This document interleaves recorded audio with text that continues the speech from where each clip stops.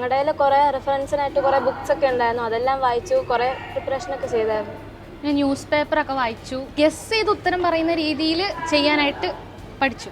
വളരെ ത്രില്ലിംഗ് ആയിട്ടുള്ള ഇതായിരുന്നു അത്. കാര്യം നമ്മൾ ഒരു ചോദ്യം കേൾക്കുമ്പോൾ അത് പല രീതിയിൽ നമ്മൾ ചിന്തിക്കും.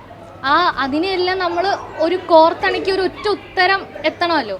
അപ്പം ഞങ്ങൾക്ക് തന്നെ കുറേ മൈനസൊക്കെ വന്നായിരുന്നു. പക്ഷേ അതിൽ നിന്ന് തന്നെ ഈ ഓരോ ചോദ്യത്തിൻ്റെയും ഞങ്ങൾ ഗസ് ചെയ്ത് ചെയ്യാൻ പറ്റുന്ന രീതിയിലായിരുന്നു ക്വസ്റ്റ്യൻസ് എല്ലാം. പ്രിലിംസ് ഒക്കെ നല്ല എളുപ്പമായിരുന്നു. ബസറിലേക്ക് കയറിയപ്പം കുറേ നെഗറ്റീവ് മാർക്ക് കിട്ടി. ഏറ്റവും അവസാനത്തെ ക്വസ്റ്റ്യൻ കൊണ്ടാണ് ഞങ്ങൾ സെക്കൻഡ് ആയത്. ഞങ്ങൾ രണ്ടുപേരും ക്യൂസുകൾക്ക് പങ്കെടുക്കാറുണ്ട്. ഇത് നമുക്ക് ഇഷ്ടമുള്ള രീതി. എന്നെ സംബന്ധിച്ച് എനിക്കിത് ക്യൂസ് എന്ന് പറഞ്ഞ ഒരു ക്രേസ്, എനിക്ക് ഭയങ്കര ഇഷ്ടമാണ് ചെയ്യാനായിട്ട്. ഞങ്ങൾ രണ്ടുപേരും ജനറലായിട്ട് ഞങ്ങൾക്ക് പറ്റുന്ന രീതിയിൽ പഠിക്കും, അങ്ങനെയാണ്.